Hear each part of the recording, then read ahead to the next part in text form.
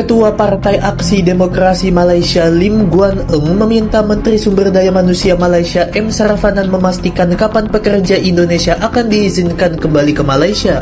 Masalah kekurangan tenaga kerja asing terus menjadi cabaran besar kepada pemilik rangkaian restoran yang pada masa sama sukar untuk mencari pekerja tempatan.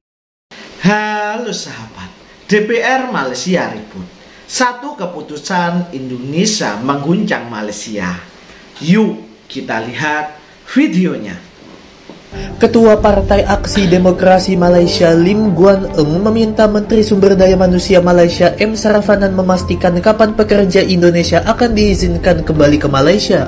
Dalam sebuah pernyataan yang membahas kekurangan tenaga kerja saat ini, dia mengatakan bahwa sementara Saravanan telah memberikan jaminan bahwa masalah tersebut telah diselesaikan dengan Indonesia, Duta Besar Jakarta Hermono tidak memberikan konfirmasi tersebut.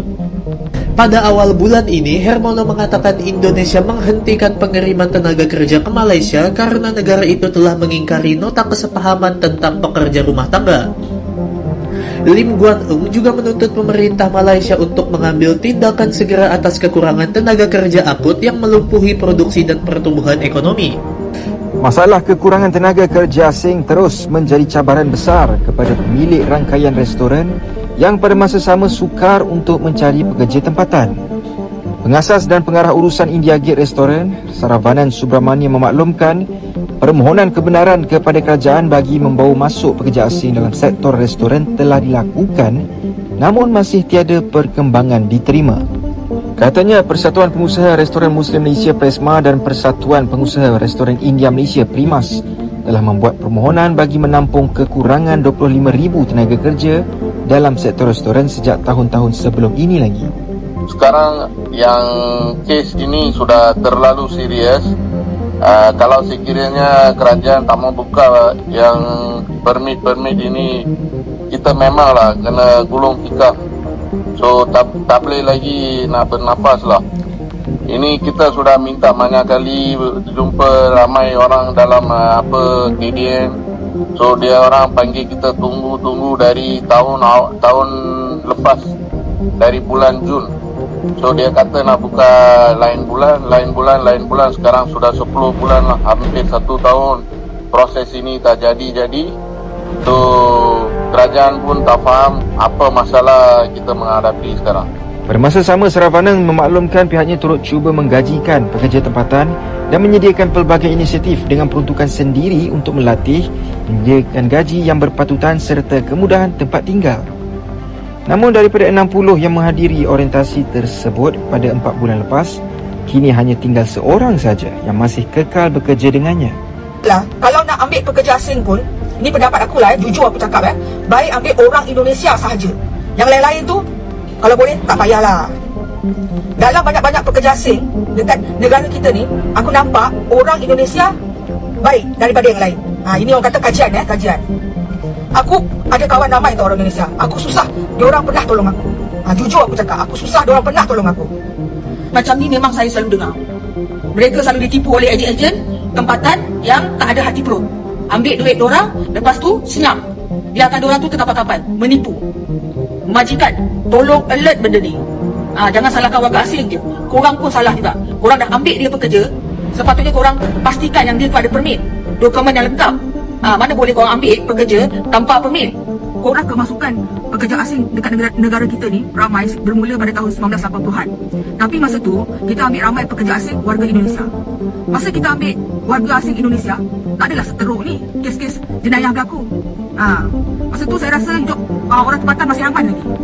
Dengan orang Indonesia, dia punya budaya sama dengan kita, bercakap pun senang. Lepas tu ada sifat orang cakap tolong-menolong.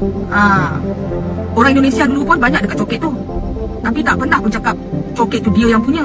Dia masih lagi hormat orang kita berniaga, tak adalah halau-halau. Tapi sejak kita ambil orang Asia Selatan ni masuk ke negara kita, macam-macam hal berlaku. Diorang nak claim Selayang, diorang punyalah. Diorang nak claim Sungai Buloh, diorang punyalah. Oke sahabat, saat ini Malaysia kesulitan mencari pekerja lokal. Dan Malaysia saat ini sedang menghadapi guncangan besar di sektor ekonomi. Seiring dengan menurunnya jumlah pekerja asal Indonesia yang selama ini menjadi tulang punggung di sektor industri di negara tersebut, dan banyak sektor produksi mendadak lumpuh karena perkebunan kelapa sawit, konstruksi hingga manufaktur berhenti total. Aktivitas yang biasanya ramai kini berhenti karena kekurangan tenaga kerja. Dampaknya juga merayap di dalam perekonomian nasional, dan ini dapat memicu kecemasan di kalangan pengusaha dan masyarakat. Situasi ini bahkan sampai menjadi topik hangat di gedung-gedung DPR dan Parlemen Malaysia ini. Sejumlah anggota parlemen dengan tegas menuntut agar pemerintah segera mengembalikan pekerja asal Indonesia ini.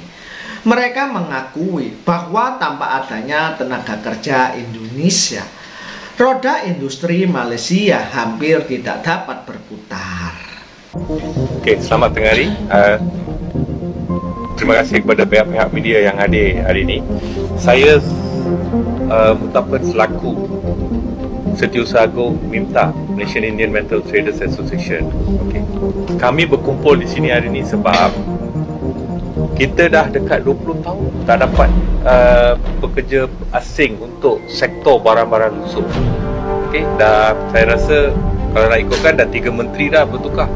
So kita pun dah dengan kita pun dekat 20 tahun dah minta dengan setiap menteri baru yang masuk. Menteri Sumber Daya Manusia dengan Menteri Dalam Negeri. So masalah ni dah tahap yang puncak dah sekarang. Kita dah tenat. Memang semua ahli-ahli minta selaku peniaga barang-barang lusuh ni dah tenat. Betul-betul dah tenat. Kita pun dah tak tahu apa kita boleh buat lepas ni. Sebab kita nak katakan kita nak ajak pekerja warga negara Malaysia, memang kita dah buat, tapi diorang tak nak datang kerja dengan sektor ni. Kita nak buat macam mana? Takkan kita nak paksa orang Malaysia untuk kerja. So kita terpaksa pakai pekerja asing.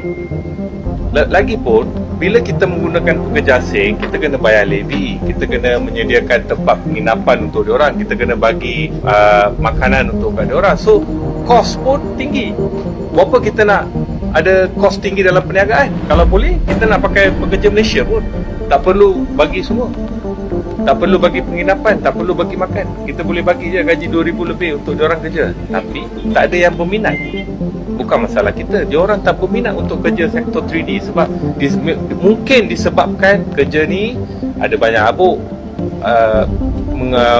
ada kekotoran, cuaca selalu panas sebab dia bukan dalam suasana bekerja ni, bukan kira dalam yang tertutup, selalu yang terbuka. So pasal tu kita nak sangat bekerja asing.